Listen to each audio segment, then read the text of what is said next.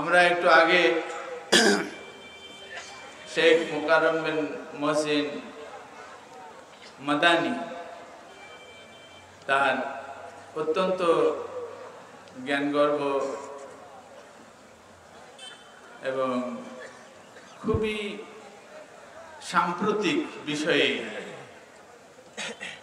প্রামাণিকভাবে বক্তব্য রাখছিলেন। জাযাহুল্লাহ খায়রাল জাযা। আমি দেখছিলাম যে সবাই চাচ্ছিলেন যে আরো একটু দীর্ঘ হোক, কিন্তু যারা পরিচালনা করতেছেন ওনাদের খাতাপত্র খালি দেখতেছেন কয়টা বাজে, বুঝতে পারছেন?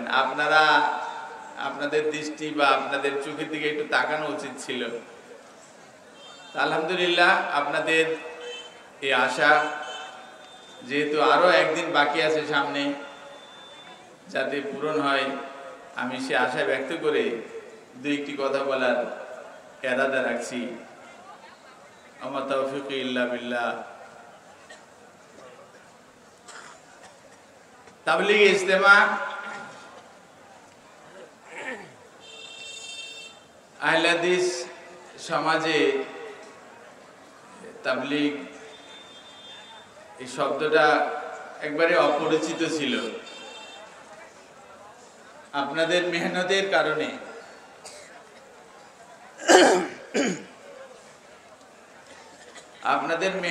কারণে, আপনাদের ঐকান্তিক প্রচেষ্টায় দ্বীনের এই সুন্দর একটি পরিবেশ, সুন্দর একটি পদ্ধতি আমাদের বিশেষ করে আহলে হাদিস সমাজে সহনীয় এবং আকর্ষণীয় হয়ে উঠেছে। এর জন্য আপনারা যেহেতু উদ্যোক্তা, পরবর্তী কিয়ামত পর্যন্ত আল্লাহ এই সুন্দর ধারাকে অব্যাহত রাখুক, এই দোয়া করি। এবং যারা এই পথে আসবে, নমুনা হওয়ার কারণে কিয়ামত পর্যন্ত সমস্ত মানুষ যা আমল করে সওয়াব পাবে, আপনারা যারা আজকে কষ্ট করে এই কাজ শুরু করে দিলেন, আপনাদের আমল নামায় যেন আল্লাহ পাক লিপিবদ্ধ করে দেন। আল্লাহ পাক আপনাদেরকে দান করেন, বলেন আল্লাহুম্মা আমিন।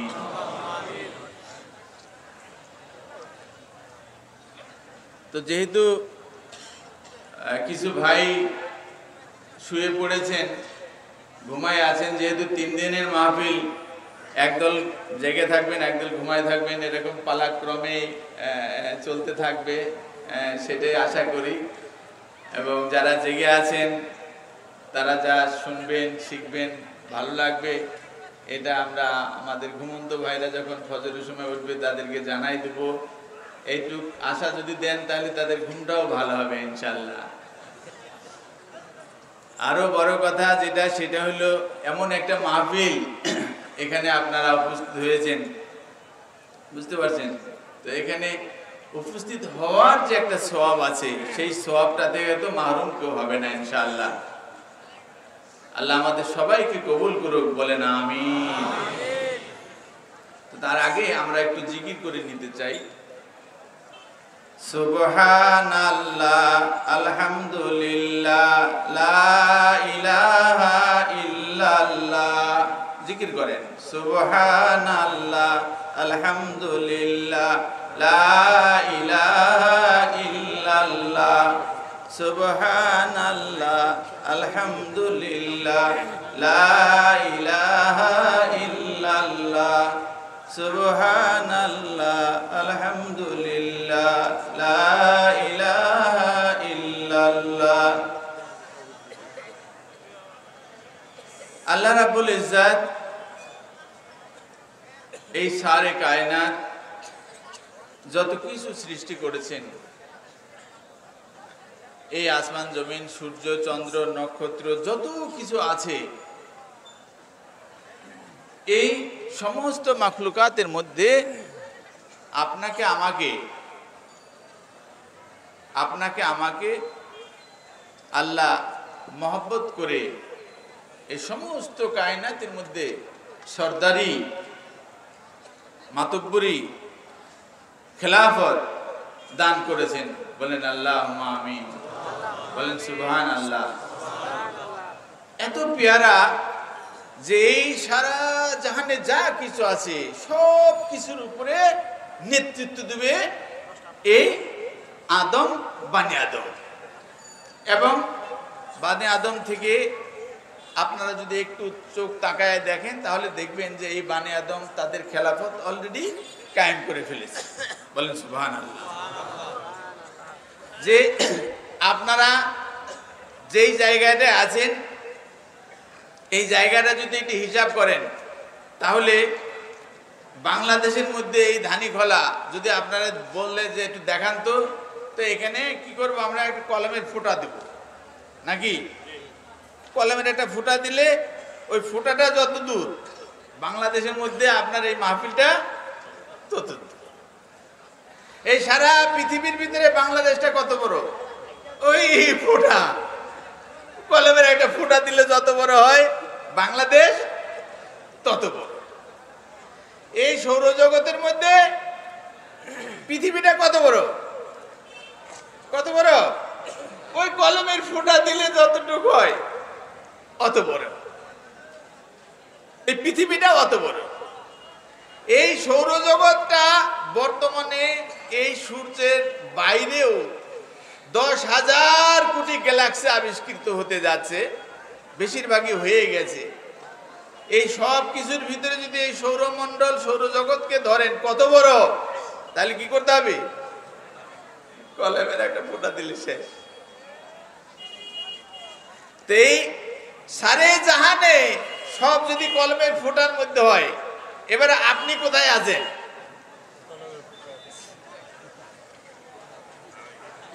হারাই গেছে। এই সারা জাহানে যা কিছু আছে সব কিছুর উপর খেলাফত হলো এই বানি আদমের, এই বান্দার, এই মানুষের। দেখেন আজকে সমুদ্রে যদি যান, সমুদ্রের ভিতরে একটা মাছ আছে, সেই মাছ যদি বাচ্চা দেয় প্রত্যেক দিন তার দুধ খাওয়ান লাগে 60 টন। একটা মাছের বাচ্চা 60 টন দুধ খায় একদিনে। তো এইরকম মাছ যদি ধরেন এই 1-150 হয়, তো বাংলাদেশের পাবনা জেলা কুল পাবে আর দুধ দিয়া।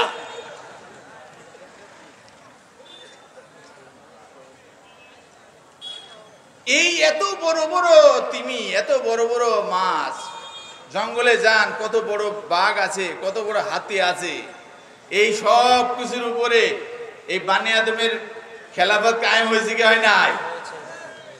এই 3.5 হাত এই বডির মানুষটা দেখেন, সেই বড় হাতির কান দিয়ে উঠা কানের ভিতরে পাও দিয়ে এরকম গুতায় আর হাতি দৌড় পারতেছে, কত বাইরে হইতেছে, কত পিটাইতেছে, কিছু কয় না। যদি হাতি সুর দিয়া গেলে ধরে, ভাতিজা আমার সাথে একটু দেখা কর, এই কয়ে যদি পায়ের তেলে ফালাইয়া দেয়, ভর্তা কারে কয়, কয় প্রকার কি কি উদাহরণ দিয়ে বোঝানো যাবে। কিন্তু সে মাতুপুরি করতেছে কেন? আল্লাহ বলছেন আল্লাকাদ কাররামনা বানি আদামা ফিল বাররি ওয়াল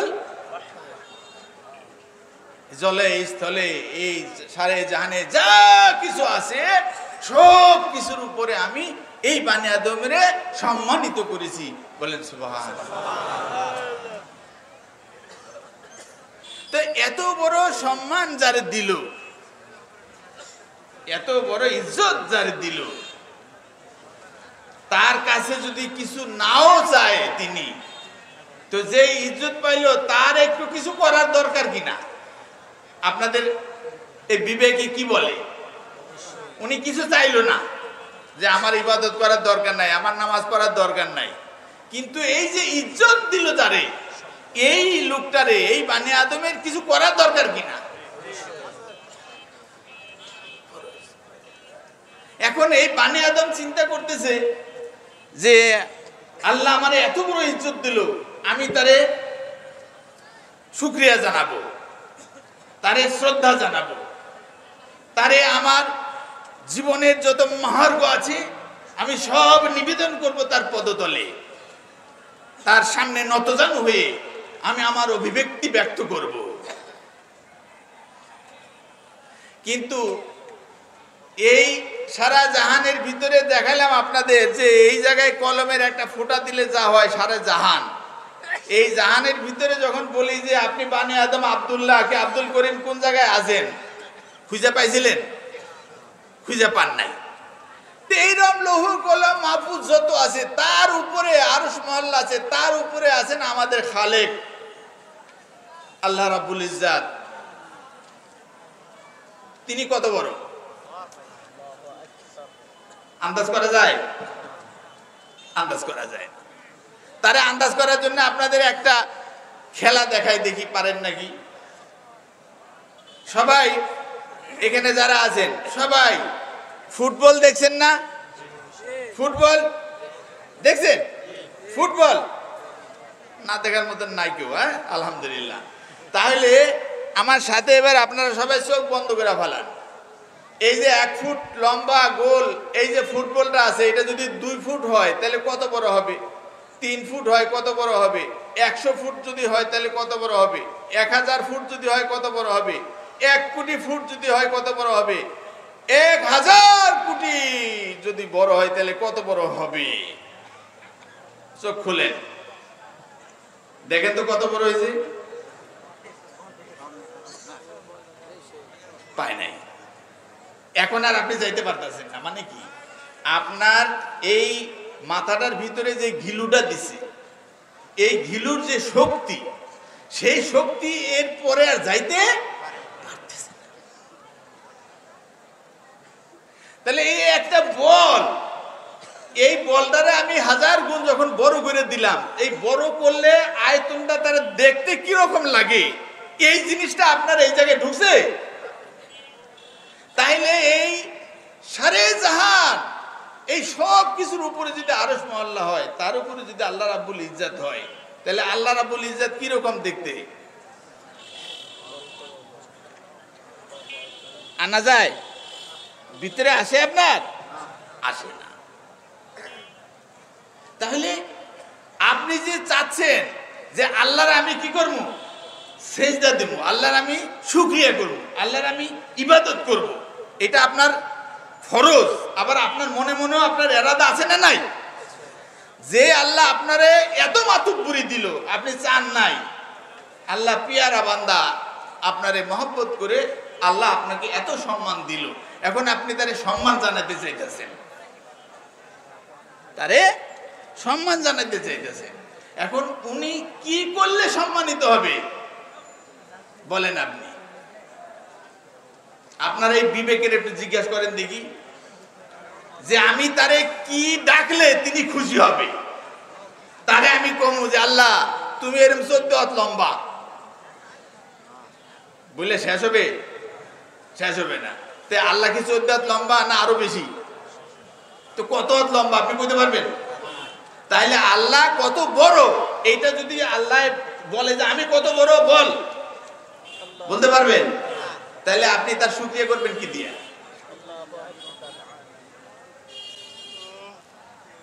আল্লাহর ইবাদত করবেন কিভাবে আপনি?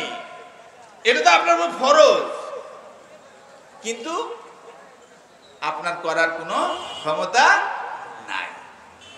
এই জন্য আল্লাহ দয়া পরবশ হয়ে আপনার উপরে মেহেরবানি করে আল্লাহ নিজের কিছু সিফাত, কিছু এসেম আপনারে জানাই দিছে, যে এইগুলো একটু চিন্তা করে দেখ, কাছাকাছি কিছু হইতে পারে। কারণ আমি যদি আমার নাম দিয়ে বলি, একটা বল যেরকম তুমি আন্দাজ করতে পারো না, তা আমি যদি প্রকাশ করি তা আন্দাজ হবে না ফাইটা যাবে? ফাইটা যাবে। এই জন্য আল্লাহ নিজে নিজের গুণ, নিজের নাম প্রকাশ করে দিয়েছেন। বলছেন আল্লাহ আর রহমান, আর রাহিম, আল জব্বার, আসাত্তার, আলিমুন, খাবিরুন, বাসিরুন। এইভাবে আল্লাহ তার নিজের কিছু গুণ আপনারা শিখাই দিয়ে বলছে, বান্দা তুই এইগুলো দিয়ে যদি বলস আমি খুশি। বলেন সুবহানাল্লাহ। কারণ আপনি তো বলতে পারবেন না কি? আপনি তো তারে আন্দাজই করতে পারতেছেন না, তাহলে তারে কি বললে সে খুশি হবে এটা তো আপনি জানেনই না।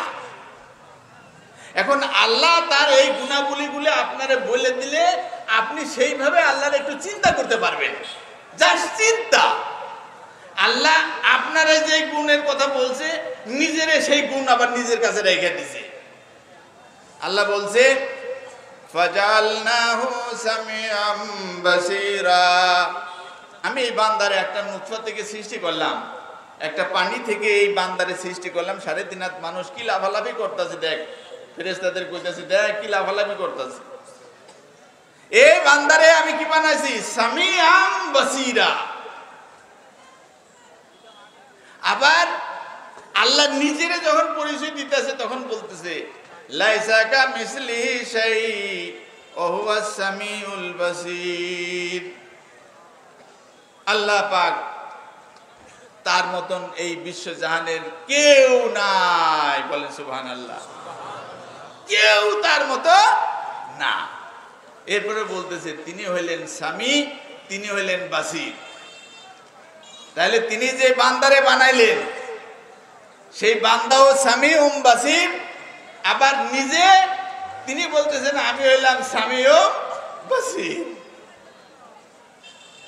এবার দেখেন বান্দারে কি পেরেশানির মধ্যে ফালাইতেছে এবং কি মহব্বত করতেছে যে আমি নিজে সামি ও বাসীর, আবার যে বান্দারে বানাইছি সেই বান্দাও সামি ও বাসীর। তাহলে দুইটাতে একই হয়ে গেল। আল্লাহ বলছে আল্লাহর মতন কেউ নাই,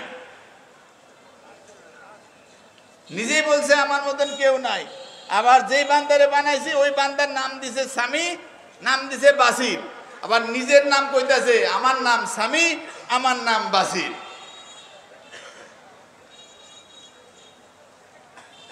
একটু চিন্তা করার জন্য আপনার বলছিল যে তুমি যে আমারে খুশি করতে চাও, তুমি তো আমারে খুশি করতে পারবা না। যে আমি কি বাদাম খেলে খুশি, আমি কি চানাচুর খেলে খুশি, নাকি আমি আইসক্রিমে খুশি, তুমি জানো? জানো না। তাহলে আমারে তুমি খুশি করবা কি দিয়া? এই জন্য আমি তোমার নিজেই বলে দিতেছি। তো নিজে বলে দিতেছে, বলছে লাইসা কামিসলিহি শাই। কিরকম বলছে যে এই যে আপনি একজন, আপনাদের আশেপাশে আপনাদের ডায়াগনস্টিক সেন্টার আছে না, এই রক্ত পরীক্ষা করে এই করে সেই করে আছে না, এক্সরে মেশিন আছে না, সেখানে এক্সরে করে ছবি তুলে। এই এক্সরে মেশিনটা বানাইছে কি? মানুষে বানাইছে না, ডাক্তার সাহেব বানাইছে না। এই ডাক্তার সাহেবের যদি বলেন যে এই আমার হাতের মধ্যে কি আছে, তাইলে ডাক্তার সাহেব তাকাইয়া এই চামড়ার ভিতরে কি আছে বলতে পারবে? বলতে পারবে? কিন্তু ডাক্তার সাহেব যে মেশিন বানাইছে সেই মেশিনের যদি বলে দেখেন তো কি আছে, তাইলে চামড়া, চামড়ার ভিতরে মাংস, মাংসের ভিতরে হাড্ডি, হাড্ডির ভিতরে মজক, এই মজকের মধ্যে রক্ত কেমনে নড়াচড়া করতেছে বলে দেয় কিনা? তাহলে এই মেশিনের চোখের পাওয়ার আর ডাক্তার সাহেবের চোখের পাওয়ার কি সমান? বান্দায় ডাক্তার সাহেবের যে মেশিন বানালো সেই মেশিন ডাক্তার সাহেবের থেকে বড় হয়ে গেছে না? বুঝেন নাই জিনিসটা? বড় হয়ে গেছে। তা আল্লাহ বলছে লাইসা কামিসলিহি শাই, যে আমিও সামি আমি বাসীর, তুমি তোমার আমি সামি বাসীর বানাইছি কিন্তু আমার মতন না। বিষয়টা মানে বিষয় হইল যে তোমার চোখ এক জায়গায় যায় আর কিছু দেখবে না। দেখে এই এদিকে তাকান ওই দেখেন আসমান লেগে গেছে, এদিকে তাকান ওই দেখেন আসমান লেগে গেছে, আবার দূরে যান আসমান আস্তে আস্তে দূরে যেতেছে। তাহলে আপনার চোখের পাওয়ার এই তো। আর আল্লাহ সেই আরশ মহল্লা থেকে আপনি, আপনার রক্ত, আপনার মাংস, এগুলো তো বাদী। আপনার একটা মন আছে, এই মনে আপনি চিনেন না। মন আপনি দেখছেন, কলব আপনি দেখছেন, সেই কলবে কি করতেছে সেইটাও সে খবর রাখে না? রাখে না? রাখে।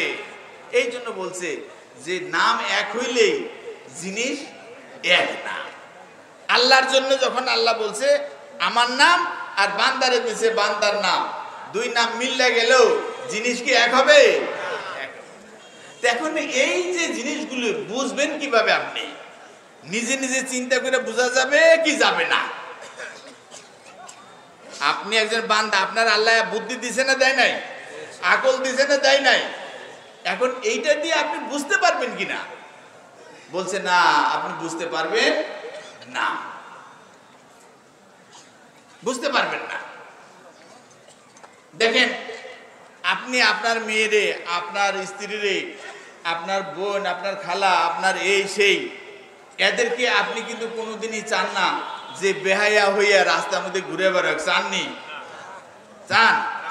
কিন্তু আমাদের দেশে এরকম নারীবাদী পুরুষ আছে কিনা যারা চায় যে মায়া মানুষ ন্যাংটা হইয়া রাস্তাতে হাঁটুক, আমি একটু তাকাই তাকাই দেখি, দরকারে চশমা খুললে দেখবো?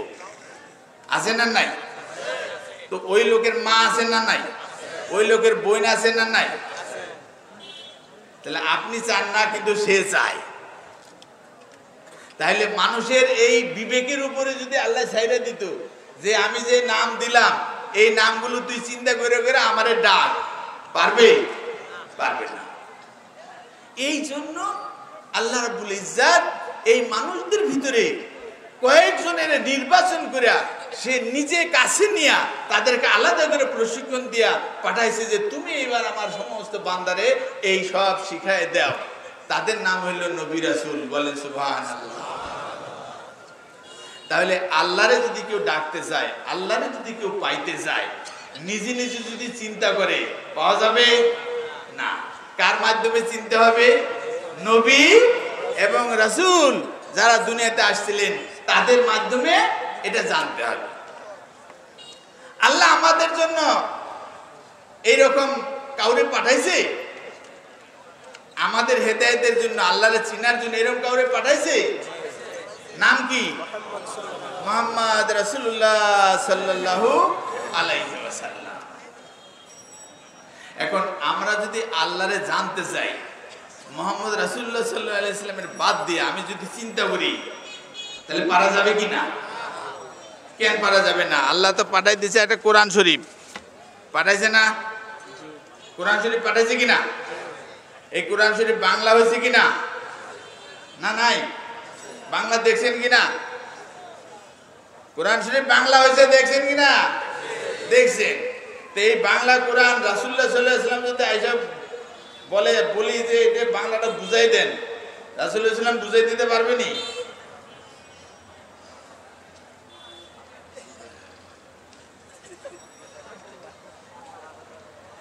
রাসূলুল্লাহ সাল্লাল্লাহু আলাইহি ওয়াসাল্লামের সবসময় আপনার কাছে রাখতে হবে। কেন রাখতে হবে?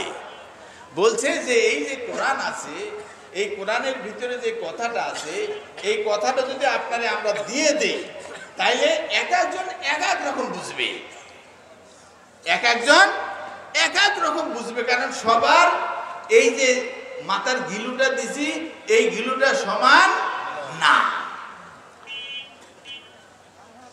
এই জন্য রাসূলুল্লাহ সাল্লাল্লাহু আলাইহি ওয়াসাল্লামের পাঠাইছে।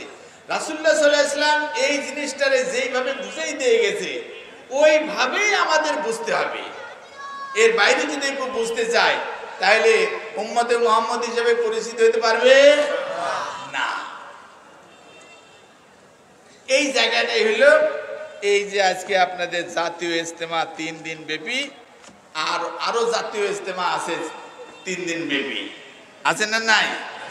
এই দুইটার মধ্যে ফারাক হইলো এইটু যে আল্লাহকে চিনার জন্য, আল্লাহকে জানার জন্য, আল্লাহকে খুশি করার জন্য যে আমল করার দরকার, এই আমলের সর্বান্তকরণে পিছন থেকে আগে, সামনে থেকে পিছনে, উপর থেকে নিচে, চারিদিকে যেদিকে আপনি তাকান সব জায়গায় রাসূলুল্লাহ সাল্লাল্লাহু আলাইহি ওয়াসাল্লামকে সামনে রেখে আপনার সকল কাজ করতে হবে। এই কথাই বলতে চাচ্ছে আজকের এই এত বড় মাহফিল। বলেন সুবহানাল্লাহ। আমি ভাগ্যক্রমে বা দুর্ভাগ্যক্রমে যাই হোক, দাওরা একটা ক্লাস আছে, বুঝতে পারছেন? মাদ্রাসায় একটা ক্লাস আছে, দাওরা সর্ব উচ্চ MA, বর্তমানে MA পাস থেকে বলে। এই একটা ক্লাস লেখাপড়া করেছিলাম হানাফি মাদ্রাসায়, লালবাগ মাদ্রাসায়, বুঝতে পারছেন? তো সবাই মনে করে যে তাহলে হানাফিদের সম্পর্কে উনি কিছু কম বেশি জানে, যেহেতু ওনাদের সাথে উঠা বসা করছে কমপক্ষে, বুঝতে পারছেন? পাতলা ডাল খাওয়ার অভ্যাস আছে ওনার, যেহেতু তো বলতে পারবে। এখন আমারে জিজ্ঞেস করে যে আচ্ছা আপনারা যে বুখারী শরীফ পড়েন, এই বুখারী কি ওখানে পড়ানো হয়? প্রশ্ন বুঝতে পারছেন কিনা? বলছে আপনারা যে বুখারী শরীফ পড়েন, এই বুখারী কি ওই জায়গায় আছে? তাহলে হ্যাঁ আছে। তো বলছে যে ওই জায়গায় থাইকা থাকে, তাহলে আপনারা এই বুখারী পড়া বুকে হাত বাঁধেন, এই বুখারী পড়া আমিন বলেন, এই বুখারী পড়া রাফলাদানি করেন, তো এই বুখারী যদি ওনারা পড়ে থাকে তো ওনাদের আবার বাদ যায় কেমনে? বলছেন বুখারী যদি একটাই হয়, আর যদি বলে যে আপনারা বুখারী পড়েন একটা, অন্য জায়গায় বুখারী আছে আরেকটা, কিতাবের নাম বুখারী কিন্তু ওইটা আর এটা এক না, তাইলে বোঝা গেল যে আপনারা রাফলাদানি পাইছেন, আপনারা করতেছেন, ওরা রাফলাদানি পায় নাই, ওরা করতেছে না। রাফলাদানি পাবে আর করবে না, এটা কি হয়? এটা হয় না। তাহলে আমি কি জবাব দিই বলেন? আমি বললাম যে শুনে, আমরা যে বুখারী শরীফ পড়ি, এই বুখারী শরীফও আমাদের এই পাবলিশাররা পাবলিশ করে নাই। ওনারা যে বুখারী শরীফ পড়ে, সেই বুখারী শরীফ দিল্লি ছাপায়, এই দিল্লি মাকতাবা রাশিদিয়া, দিল্লি আসাহুল মাতাবে, এরকম বড় বড় পাবলিশার আছে, প্রিন্টার আছে, পাবলিকেশন আছে, সেখান থেকে ছাপায়। আহলে হাদিস মাদ্রাসাগুলোতে যে বুখারী পড়ে, ওই বুখারী ওই দেবন থেকে, দিল্লি থেকে আনে, আইনাও তারাই পড়ায়। তো বলছে তাহলে উল্টা পাল্টা হইল কি করে? উল্টা হইল কি করে? উল্টা তো হওয়ার কথা না। কিতাবে আছে, কিতাবে থাকলে একই রকম। এখানে যেটা সমস্যা, সমস্যা হইল যে কিতাবে আছে ঠিকই, কিতাবে আছে ঠিকই, কিন্তু এইটা সহি, এইটাও ঠিকই, কিন্তু তারপরে যদি আপনারা বোঝানো যায় যে এটা সহি ঠিক আছে, তবে এটা আমল না করলেও চলে, তখন আপনি বুঝবেন যে তাহলে তো ঠিকই আছে, বুখারী পড়লে তার সমস্যা নাই। কেমনে হইল? আমি একটা উদাহরণ আপনাদের দিই। বুখারী শরীফে 5117 নম্বর সিরিয়ালে একটা হাদিস আছে, রাসূলুল্লাহ সাল্লাল্লাহু আলাইহি ওয়াসাল্লাম তার কাছ থেকে রিওয়ায়াত করতেছেন জাবির ইবনে আব্দুল্লাহ রাদিয়াল্লাহু তাআলা আনহু, তিনি বলতেছেন যে রাসূলুল্লাহ সাল্লাল্লাহু আলাইহি ওয়াসাল্লাম আমাদের কাছে আসলেন, আমরা যখন মদিনায় আছি, তো আমরা মুতাবিয়া করতাম, রাসূলুল্লাহ সাল্লাল্লাহু আলাইহি ওয়াসাল্লাম কিছু বলেন নাই। মুতাবিয়া মানে হলো এই টাকা পয়সা দিয়ে চুক্তি করে বিবাহ করা, যে তোমার বিবাহ হইলো, তোমার 10 লাখ টাকা দিলাম কি 10,000 টাকা দিলাম, 3 দিন থাকবো, তারপর আমি চলে যাব, আর কোনো দায় দাবি নাই। এটার নাম হলো চুক্তিভিত্তিক বিবাহ আর কি। এটা 5117 নম্বর সিরিয়ালে হাদিস আছে, বুখারীতে আছে। এই হাদিসের ভিত্তি করে ইরানে পুরা দেশ, যত এই দেশে মুসলমান আছে, সবাই তারা মনে করে যে এখনো এটা চালু আছে, এখনো ওই দেশে চুক্তিভিত্তিক বিবাহ আছে। বাবা তার মেয়েরে, মেহমান আসছে, মেহমানদের কাছে বিয়ে দিয়ে দিল, বুঝতে পারছেন, একদিন 2 দিন থাকলো, 10,000 20,000 50,000 টাকা মোহরানা হিসেবে পেয়ে গেল। এখন এই বুখারীতে 6986 নম্বর সিরিয়ালে একটা হাদিস আছে, সেই হাদিসে বলতেছে আলী রাদিয়াল্লাহু তাআলা আনহু, ইবনে আব্বাস রাদিয়াল্লাহু তাআলা আনহু, ইবনে ওমর রাদিয়াল্লাহু তাআলা আনহু, বিভিন্ন জন থেকে রিওয়ায়াতটা আছে। সেখানে বলতেছে যে রাসূলুল্লাহ সাল্লাল্লাহু আলাইহি ওয়াসাল্লামের যুগে আমরা যখন ছিলাম, এই চুক্তিভিত্তিক বিবাহ আগে থেকে মক্কায়ও ছিল, মদিনায়ও ছিল, কিন্তু আমা খাইবার 7ম হিজরিতে খাইবারের যে যুদ্ধ হলো, খাইবার বিজয় হলো, এই বিজয়ের বছরে রাসূলুল্লাহ সাল্লাল্লাহু আলাইহি ওয়াসাল্লাম নাহা আনিল নিকাহিন মুতাতে, যে এই নেকাহ মুতা চুক্তিভিত্তিক যে বিবাহ, এই বিবাহ হারাম ঘোষণা করলেন।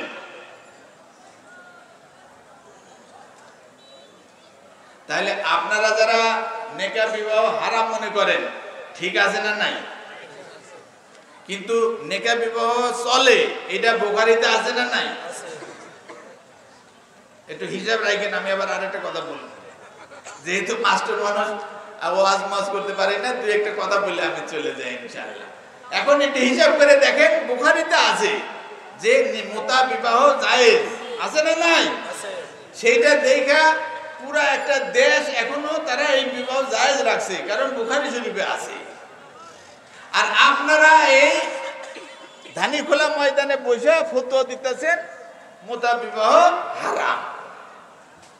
কেমনে দিলেন? বলছে যে সপ্তম হিজরি খাইবারের যুদ্ধে রাসূলুল্লাহ সাল্লাল্লাহু আলাইহি ওয়াসাল্লাম আয়েশা এগুলোর কি করে দিয়েছেন? হারাম ঘোষণা করে দিয়েছেন। তাহলে নেকাহ বিবাহ, মুতা বিবাহ, চুক্তিভিত্তিক বিবাহ বুখারীতে আছে না নাই? আছে। আপনারা মানেন? মানেন।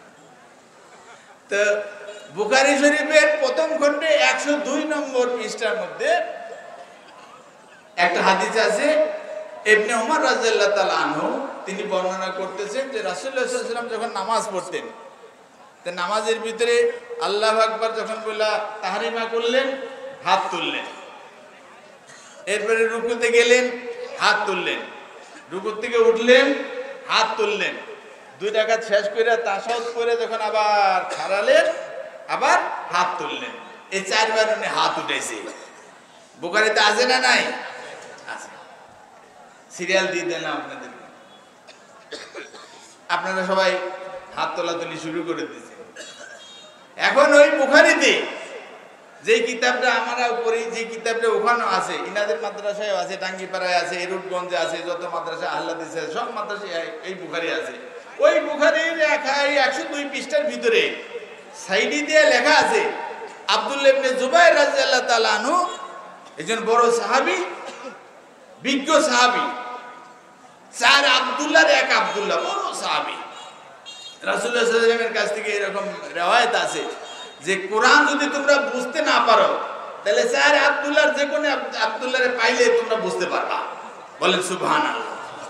এক হলো আব্দুল্লাহ ইবনে ওমর, আব্দুল্লাহ ইবনে আব্বাস, আব্দুল্লাহ ইবনে মাসউদ, আব্দুল্লাহ ইবনে জুবাইর।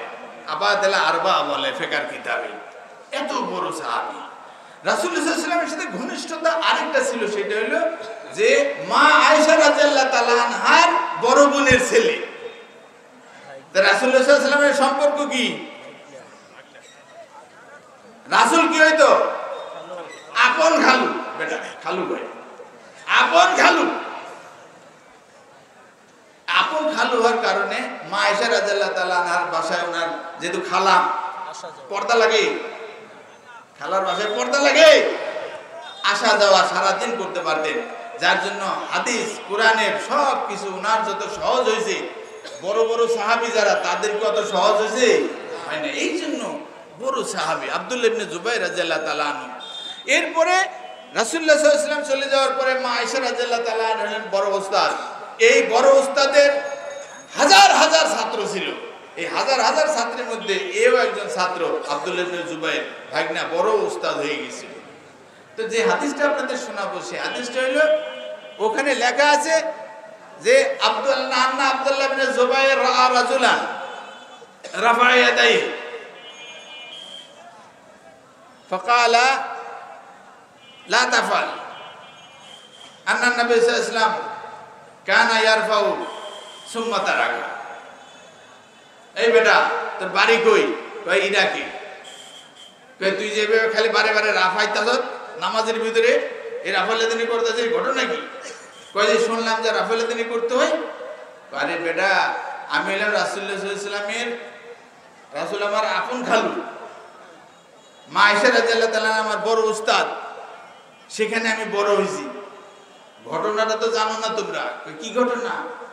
বলছে রাসূলুল্লাহ সাল্লাল্লাহু আলাইহি ওয়াসাল্লাম রাফালেদানি করতেন, একবার মক্কা থেকে শুরু করে চলছে, শেষ জীবনে আয়েশা তারাকা, উনি আর রাফালেদানি করতো না। বেটা জানো না, হনো না, খালি রাফালেদানি করা শুরু করে দিচ্ছে। কোথায় আছে এটা? বুখারী শরীফে পৃষ্ঠা নম্বর কত? 102, খণ্ড নম্বর কত? এক। তাহলে এবার বলেন রাফালুদ্দিন করবো না করবো না? তাহলে আমার সাথে নাই তো বোঝা যায়। একটু আগে কইলেন যে মোতাবিয়া করবেন না, চুক্তি বিয়া করবেন না, আবার এখন এসে কোন যে না হাদিস যেদিকে যায় এদিকে যাই, আমি যেহেতু আলে হাদিস রাফালুদ্দিন কইরেই ছাড়বো। কথাটা এরকম হয়ে গেল না? হাদিস মাদিস বুঝি না, আহলে হাদিস হইছি, রাফালুদ্দিন না করলে আমি তো হানাফি হয়ে গেলাম। সুতরাং আমার রাফালুদ্দিন করতেই হবে। তাইলে আগে হিসাব করলেন একরকম, এখন হিসাব মিলে না। এই হিসাব আহলে হাদিসরা মিলাইলো কিভাবে? কিতাবের মধ্যে লেখা, এই বুখারী শরীফের এই দুইটা হাদিস পাশাপাশি যখন পড়া যায় তখন মনের মধ্যে ক্লিয়ার হয়ে গেল যে বুখারীতে রাফালুদ্দিনের যে হাদিস এটা সহিহ না জয়ীফ? সহিহ। বুখারীতে কি জয়ীফ হাদিস আছে? তাহলে বুখারীতে হাত উঠানোর হাদিস আছে না নাই? আছে। থাকতে দেন। কেন? কয় যে এটা তো যখন রাসূল হাত তুলছে তখনকার হাদিস, শেষ জীবনে যে ছাইরা দিছে এই হাদিস তো এটা না। ওই হাদিসও তো আছে। তো ওই হাদিস যেহেতু সাথে পাশে বসে রয়েছে, এই হাদিস পড়ার সাথে যখন ওই হাদিসটা পড়ে তখন দেখলো যে সহি হইলে সমস্যা নাই, সহি মানতেও সমস্যা নেই, 7 বার সালাম করলাম, তবে আমল করলাম না। কেন আমল করলেন না? যে ছাইরা দিছে হাদিসও তো আছে। আহলে হাদিস যারা তারা দেখতাছে যে এই যে ছাইরা দিছে কইতাছে এইটা কই আছে দেখি। এইটা যখন খুঁজতে গেছে বুঝতে পারছেন, গোড়ার নারী দূরে টান দিছে, নারী দূরে টান দিয়ে দেখে যে এ জন্ম নিয়েছে ঠিকই কিন্তু মার নাম নাই।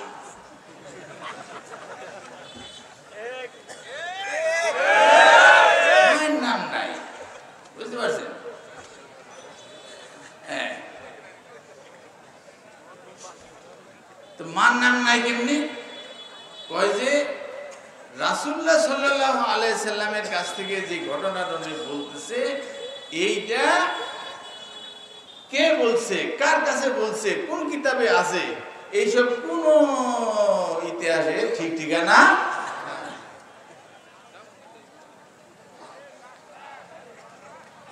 এটার নাম হলো কি হাদিস?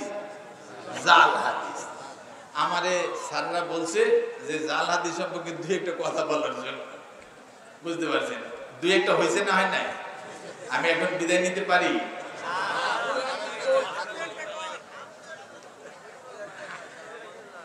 তাহলে এটা আরো বিস্তারিত যদি আপনাদের জানার আগ্রহ থাকে, শেখ মুজাফফর বিন মহসিন ওনার একটা বই আছে জাল হাদিসের কবলে রাসূলুল্লাহ সাল্লাল্লাহু আলাইহি ওয়াসাল্লামের সালাত। এই বইটা যদি কারো সংগ্রহ করার সুযোগ হয় আমি অনুরোধ করব আপনাদের ঘরে ঘরে যদি রাখতে পারেন খুব ফায়দা হবে।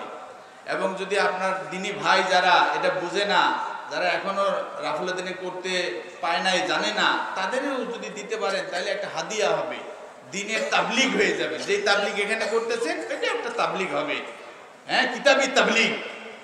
এই তথ্যগুলো আপনার অন্য ভাইদের ঘরেও দেন, নিজের ঘরেও রাখেন। এখন এই জাল হাদিস, এটা জাল হাদিস হয় কেমনি? বুঝতে পারছেন? আমি ইসলাম বিশ্ববিদ্যালয়ের শিক্ষক, যেহেতু ওখানকার একটা ঘটনা বলি। ওখানে প্রত্যেকটা বিশ্ববিদ্যালয়ে একটা মসজিদের নাম আছে কেন্দ্রীয় মসজিদ, বুঝতে পারছেন, সেন্ট্রাল মস্ক বলে। ওখানে সরকারিভাবে খতিব রাখা হয়, পদাধিকার বলে, হ্যাঁ, অনেক বেতন পায়। তো এই খতিব সাহেব ওখানে আনুষ্ঠানিকভাবে শবে বরাত পালন করা লাগে, যেটা সরকারি একটা অনুষ্ঠান, বুঝতে পারছেন। তো এই শবে বরাত পালন করে। তো শবে বরাতের ভিতরে আপনার যেরকম সিস্টেম আছে সেই সিস্টেমে তো সব কিছু হইতে থাকে। তো ওই জায়গায় এরকম আলেম ওলামা যারা আছে একটু পরিচিত, ওনাদের মাঝে মধ্যে ডাইকা নেয় যে আজকে শবে বরাতের অনুষ্ঠানে আলোচক থাকবেন উমক। তো এরকম আলোচক ডাইকা নিয়ে গেছে। তো এই আলোচক দুর্ভাগ্যবশত মুজাফফর বিন মহসিনের ওইসব বই পইরা গেছে, বুঝতে পারছেন। যাইয়া গেছে সবে বরাতের অনুষ্ঠান, বক্তৃতা দিতেছে সব উল্টা।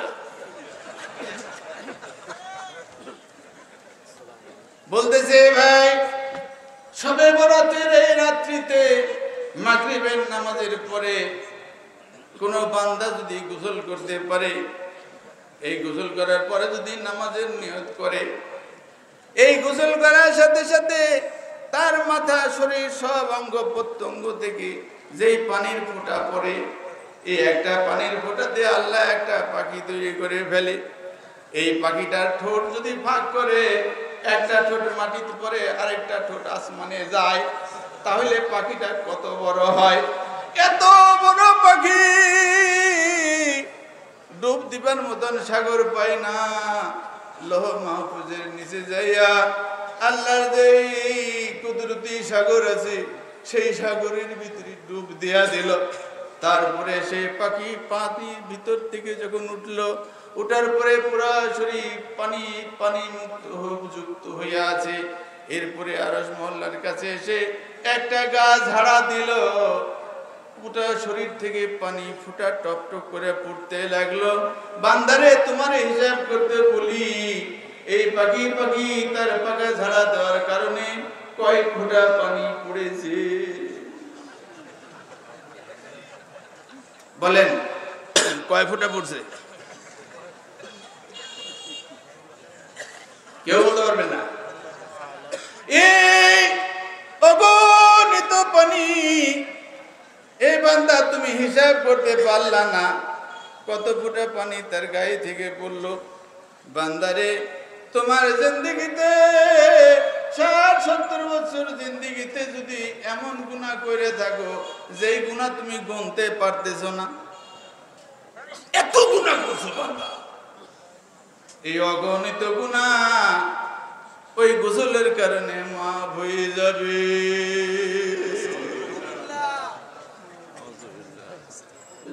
সর্বরাতের দিন এরকম বয়ান হয়, তো ওই সারের যখন নিচে সে সার কইতাছে, এই সুন্দর বর্ণনা শুনে আপনারা সবাই সুবহানাল্লাহ বললেন, কিন্তু আমি বলি এই হাদিসটা জাল।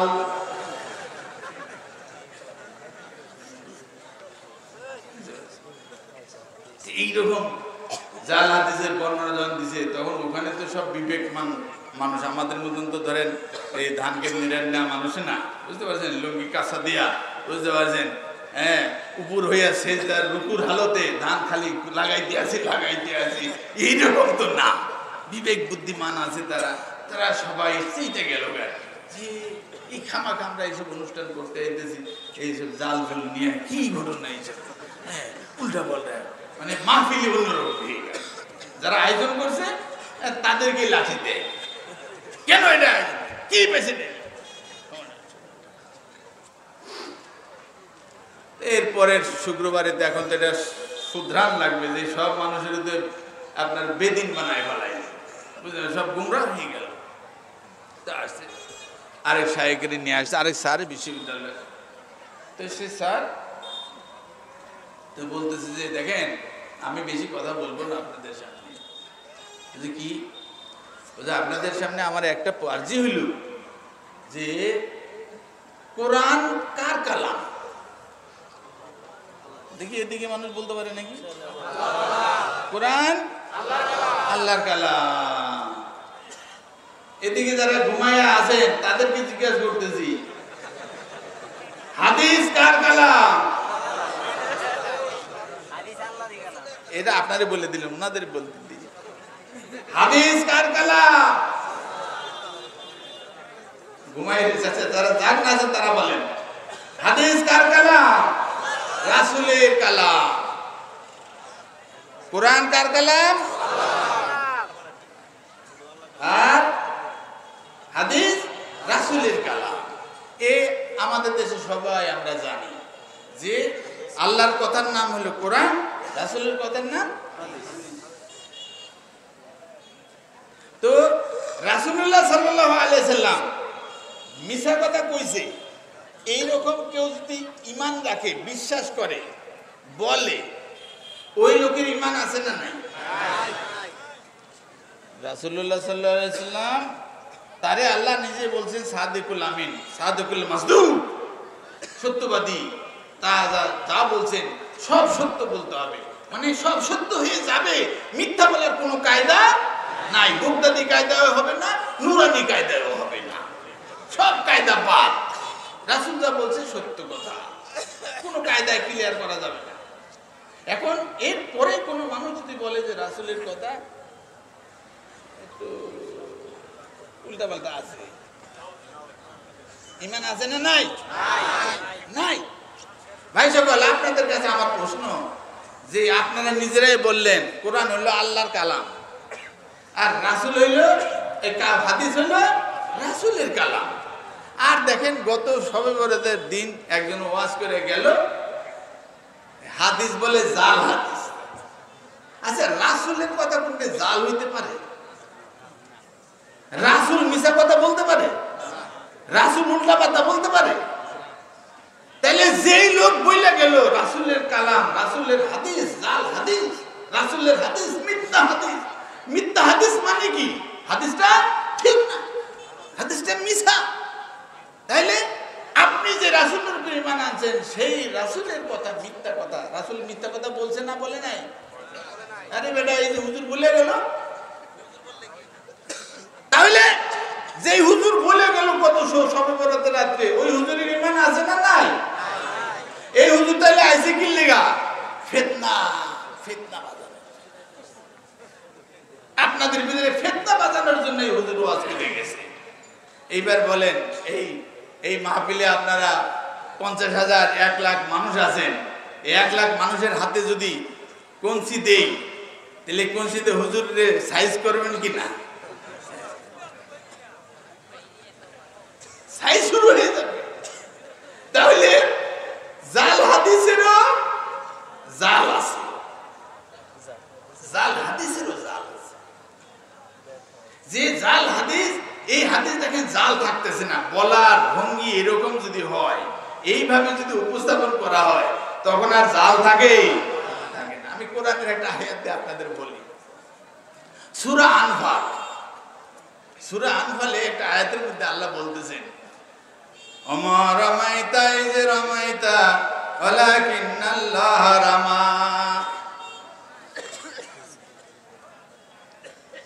ওমা রামাইতা ইয রামাইতা ওয়ালাকিন্নাল্লাহ রামা।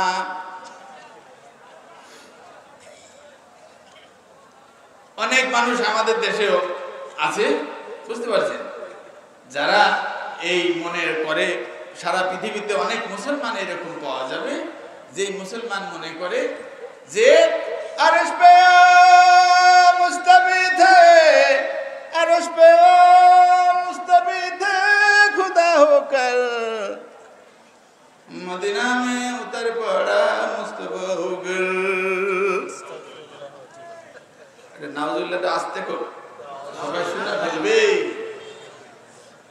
বলে কি যে ইহুদিরা যে বিশ্বাস করত, নাসারারা যে বিশ্বাস করত যে কি আল্লাহ যখন আসমানে থাকে তখন তার নাম হলো আল্লাহ, তিনি যখন মাটির মধ্যে হাঁটাচলা করেন তখন তার নাম হলো ঈসা, আর আসমান আর মাটির মাঝখানে যখন সাঁতার পারে তখন তার নাম হলো জিবরাইল। কয়জন হলো? 3 জন, কিন্তু আসলে কয়জন?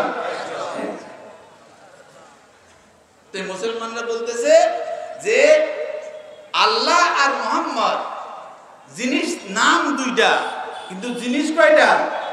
একটা। জিনিস একটা, জিনিস একটা।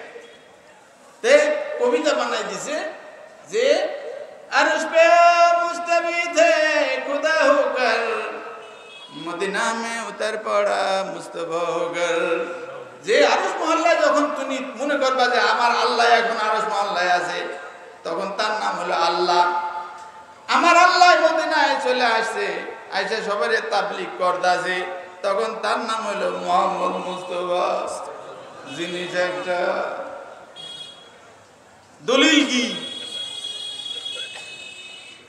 আল্লাহ আর খোদা মুহাম্মদে যে এক, আপনি তো নাউজুবিল্লাহ করে ফেলাইলেন, বুঝেন না সোজেন না, আন্দাজি মান্দাজি। এইবার কোরআন শুনে, কোরআনের ভিতরে আল্লাহ বলতেছে বদরের যুদ্ধ হইল দ্বিতীয় হিজরিতে, রাসূলুল্লাহ সাল্লাল্লাহু আলাইহি ওয়াসাল্লামের নবী হওয়ার 15 বছরের মাথায় বদরের যুদ্ধ হইল মদিনার উপকণ্ঠে। বদরের যুদ্ধে মুসলমান হইল 313 জন, আর কাফিরদের সৈন্য হইল 1000-এর ঊর্ধ্বে, কেউ বলছে 1300 জন। 1000-এর ঊর্ধ্বে সশস্ত্র দুর্ধর্ষ বাহিনী। সেই দুর্ধর্ষ সশস্ত্র প্রশিক্ষিত সৈন্যের সামনে দাঁড়ায় আছে ওই বিলাল, জনম জনমে দাস দাসানুদাস। ওই মুসা, ওই মায়ের এই সব মিলাইয়া 300 জন মানুষ গেছে, একবারে অস্ত্র মস্ত্র নাই। এখন যেমন দেখতেছেন ফিলিস্তিনে ওরা মারতাছে বোমা, মারতাছে ঠুসঠাস, আর এন থেকে মারতাছে ঢেল, মাটির ঢেল মাইরা মাথা ফাটায় ফেলে গেছে, আর ওখান থেকে গুলি করতেছে ঠুস ঠুস।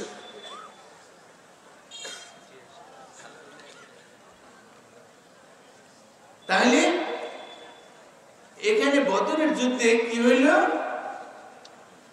রাসূলুল্লাহ সাল্লাল্লাহু আলাইহি ওয়াসাল্লাম যুদ্ধ যখন শুরু হয়ে গেল, তখন আল্লাহর পক্ষ থেকে ওই আসলে যে তুমি এরকম একটা কাজ করো, বাকিটা আমি করে দিতেছি। কি বলছে, তুমি হাতের মধ্যে পায়ের নিচে দেখো বালু আছে, এই বালু নেও, বালু নিয়ে এইভাবে ওই শত্রু সৈন্য যে এলাকায় দাঁড়াই রয়েছে, ওই যে দেখা যাইতেছে না ওইদিকে, এইভাবে মাইরা দাও।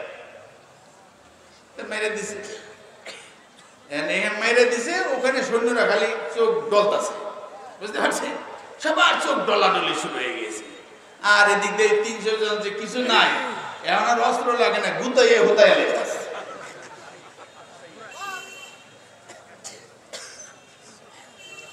তো আল্লাহ বলতেছে যে তুমি যে হাতে মারলা, তোমার যাতে তোমার চোখে পড়ছে কয়েকটা, পায়ে পড়ছে কয়েকটা, ওই চোখের শত্রুর চোখের মধ্যে গেল কেমনে? মারছো তো তুমি, অদূর গেল কেমনে? নিয়ে গেছে কে? আল্লাহ। এই জন্য আল্লাহ বলতেছে যে আল্লাহ তোমাদেরকে কতভাবে সাহায্য করছে বদরের দিন, তুমি কি জানো? সাহাবাদেরকে বলতেছে, তোমরা কি জানো কতভাবে সাহায্য করেছি? 5000 ফেরেশতা আসমান থেকে সশস্ত্র সৈন্য হিসেবে পাঠিয়ে তোমাদের সাহায্য করছি, এই করছি সেই করছি।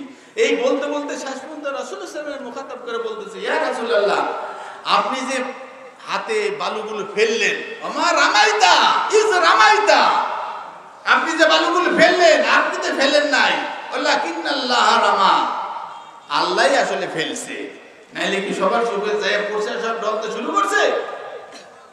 কথা ঠিক না বেঠিক? কিন্তু ওনারা কইতেছে, আচ্ছা আপনাদের আমি একটা প্রশ্ন করি। প্রশ্নটা হইল, আল্লাহ বলতেছে আল্লাহ কিন্নাল্লাহ রামা, আল্লাহ মারছে কে? আল্লাহ। এখন এই 300 জন সাহাবীরে জিজ্ঞেস করেন তো মারছে কে? ডান দিকে আছেন না আপনারা? ওই 300 জনের যদি জিজ্ঞেস করি মারছে কে? মুহাম্মদ সাল্লাল্লাহু আলাইহি ওয়াসাল্লাম। তা আল্লাহ বলতেছে কে মারছে? আল্লাহ। তাহলে মুহাম্মদের আল্লাহ কি আলাদা না এক?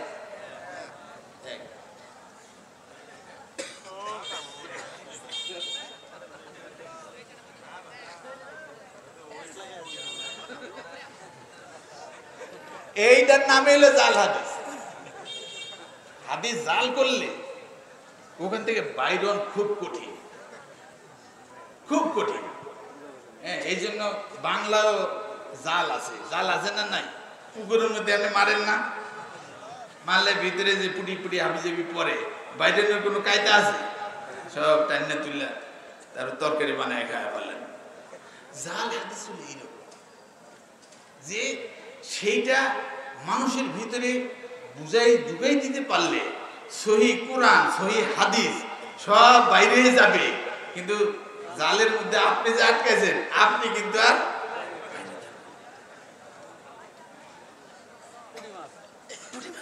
জাল হাদিসের ভয়াবহতা যেখান থেকে বাইর হন সব খুব খুব। এখন এইভাবে যখন আমি আপনাদের বুঝাই দিলাম যে ইমাম শাফি, ইমাম আবু হানিফা রহমতুল্লাহ আলাই ইনি তাবেঈ ছিলেন, ইনি ডাইরেক্ট সাহাবীর কাছ থেকে শুনছেন। সাহাবী কার কাছ থেকে? রাসূলুল্লাহ সাল্লাল্লাহু আলাইহি ওয়াসাল্লামের কাছ থেকে শুনছে। তাহলে ইমাম শাফি, আবু হানিফা কি ইমাম মালিক ওনারা ডাইরেক্ট সাহাবী থেকে শুনলেন। সাহাবীরা সত্য কথা বলে না মিথ্যা কথা বলে? সত্য কথা। রাসূলুল্লাহ সাল্লাল্লাহু আলাইহি ওয়াসাল্লাম কি বলছে? সত্য কথা। আর ইমাম শাফি মিথ্যা কথা বলছে না সত্য কথা বলছে? সত্য কথা। আবু হানিফা নিজে সত্যবাদী ছিলেন না মিথ্যাবাদী ছিলেন? সত্যবাদী। তাহলে রাসূল সত্য, সাহাবী সত্য, আবু হানিফা সত্য, রাসূল সত্য, সাহাবী সত্য, ইমাম মালিক সত্য। রাসূল সত্য, সাহাবী সত্য, ইমাম শাফি সত্য। সুতরাং এই মাযহাবের ভিতরে যা আছে এটা সত্য না মিথ্যা? সত্য।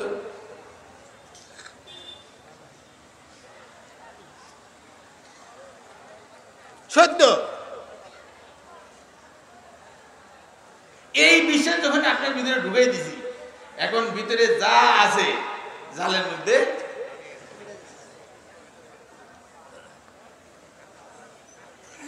জাল হাদিসের ভয়াবহতা আমি আর কিভাবে বুঝাইতে পারবো বুঝতে পারতেছি না।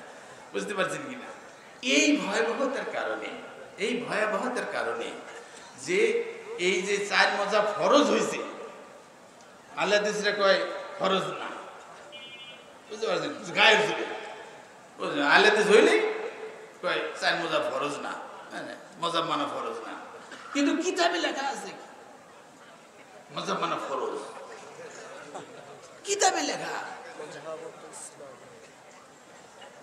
মাযহাব মানা ফরজ। এই ফরজ হয়েছে কেমনে?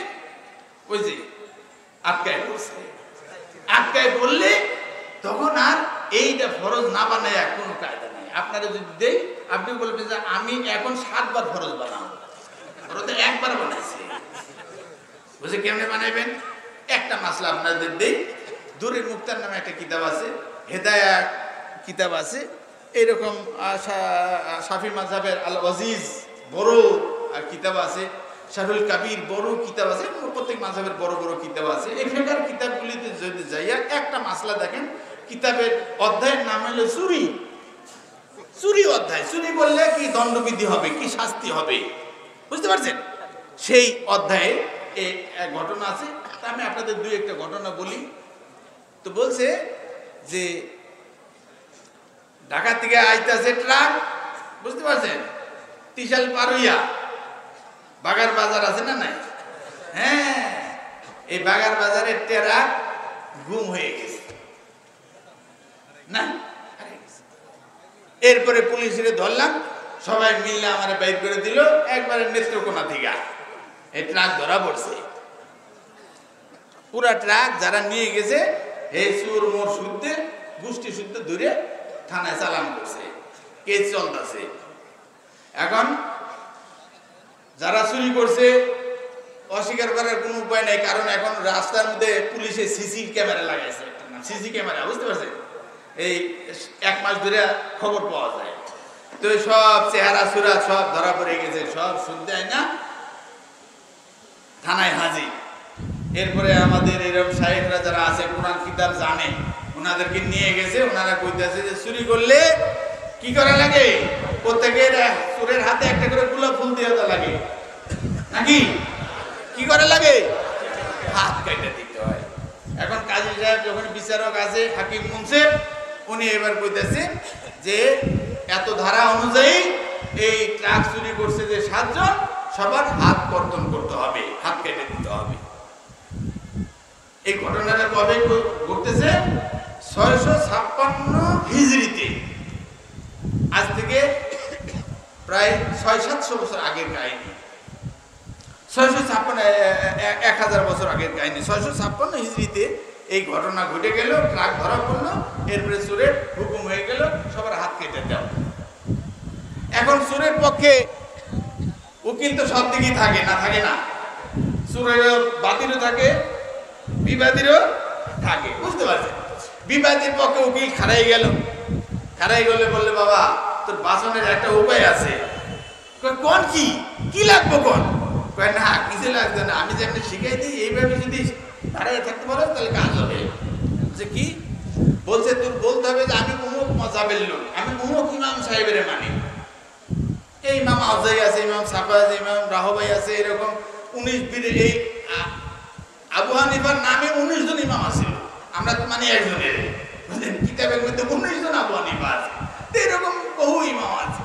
তো বলছে তুই বলতে হবে যে আমি অমুক ইমাম সাহেবের অনুসরণ করি। ঠিক আছে বলবো, খালি এত বলবি, বাকিটা আমি। ঠিক আছে। তো উপরে দাঁড়ায় কয়ে মাননীয় আদালত, আমি নিজে সাক্ষী দিতেছি, রাজ সাক্ষী, যে আমি নিজে চুরি করছি। এই ট্রাক এই বাগার বাজার থেকে নেত্রকোনা আমি নিয়ে গেছিলাম, সাথে ছিলাম। তবে আমার একটা আর্জি। কয় কি আর্জি? কয় আমি অমুক ইমামের মানি। মানবে না, যা না। এরপরে ওই উকিল দাঁড়ায় কয় মাননীয় আদালত, আমার একটা কথা আছে। কি কথা? কয় যে আমার এই উকিলের জিজ্ঞেস করেন, আমার যে মক্কেল আছে, মক্কেলের জিজ্ঞেস করেন যে তারা যেই রঙের কাপড়গুলো ট্রাকে ছিল, নেত্রকোনায় নিয়ে যখন পুলিশ ধরলো, এই কাপড়গুলো কি সেই রঙে ছিল না রং বদলাই গেছিল? তখন আবার বোঝাই এজলাসে উঠাও, এজলাসে উঠাইছে। উঠানোর পরে বলতেছে রং কি এরকম ছিল? কয় না মাননীয় আদালত, আমরা এই নেত্রকোনায় নিয়ে এগুলাসে পানির মধ্যে ফেলা দিয়েছিলাম, দিলে রং কালা হয়ে গেছে, অন্য কালার হয়ে গেছে। তো বলছে সেই কাপড়ই তো, হ্যাঁ সেই কাপড়ই। না, এরপরে উকিল সাহেব উঠছে। উকিল সাহেব উঠে বলে মাননীয় আদালত, আমার একটা কথা। কি কথা? কয় যে আমার এই মক্কেল যে ইমাম সাহেবের মানে, এই ইমাম সাহেবের মাযহাবের মধ্যে আছে যে চুরি করে নেওয়ার পরে যদি দিনে নেয় রাত হয়ে যায়, রাতে নেয় দিন হয়ে যায়, এর ভিতরে যদি ওই চুরিকৃত জিনিসের রং বদলায়া যায়, তাহলে হাত কাটা যাবে না।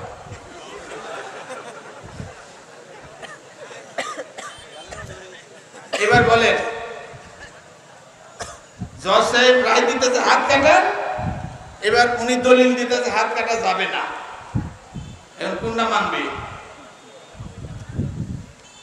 আরেকদিন ছাগল চুরি করছে, বুঝছেন? ছাগল চুরি করিয়া খাইয়া মাইয়া একবারে অজম হয়ে গেছে গা। তারপরে ধরা পড়ছে, কোথায় কোথায় গল্প করে এরা মামুকে ছাগল তো না খাইয়া লাইছি। তারপরে তো সব ধরা পড়ে গেল, কোর্টে হাজির। চুরি করছে, হ্যাঁ চুরি করছি। এখন সবার হাত কাটা যাবে। তখন ওই যে উকিল আছে, উকিলে বললো যে আমি তোমার পার করে দিতে পারি। কি করতে হবে? বলতে হবে যে আমি অমুক ইমাম সাহেবের অনুসারী, মুকাল্লেদ, আর বাকিটা আমি চালাম। আচ্ছা ঠিক আছে। হে হয়তো শাফি মাযহাবের লোক, বুঝছেন, কিন্তু এখন বাসনের জন্য কইতেছে যে আমি এলাম আউজাই মাযহাবের লোক, বুঝতে পারছি। এর একটা নাম বলে দিল, উকিল যেটা শিখাই দিছে। হ্যাঁ আমি ওই ওই অমুক ইমাম সাহেবের মাইনা চলি, তো মান বেটা মান। তখন উকিল সাহেব উঠে দাঁড়ায় কয় যে আমার একটা কথা আছে। কি কথা? কয় যে আমার মক্কেল যে ইমাম সাহেবের মানে, এই ইমাম সাহেবের কিতাবের ভিতরে লেখা আছে, উনি যে মাযহাব বানাইছে, এই মাযহাবের মধ্যে লেখা আছে যে এই ছাগল চুরি যে করছে, এই ছাগল যদি গৃহস্থের বাড়ির যে আঙ্গিনা আছে এর ভিতরে জবাই করে নিয়ে যেতে পারে, তাহলে হাত কাটা যাবে না। আমার মক্কেলের জিজ্ঞেস করেন যে ছাগল ভেবায় ভেবায় এই জন্য ওখানে জবাই করছে না পরে জবাই করছে? কয় না, আমি এই ঘরের মধ্যে জবাই করে কান্দে করে নিয়ে গেছি। হাত কাটা যাবে? তাহলে তো খালি সব সুর, দেশে সব সুর হয়ে যাচ্ছে।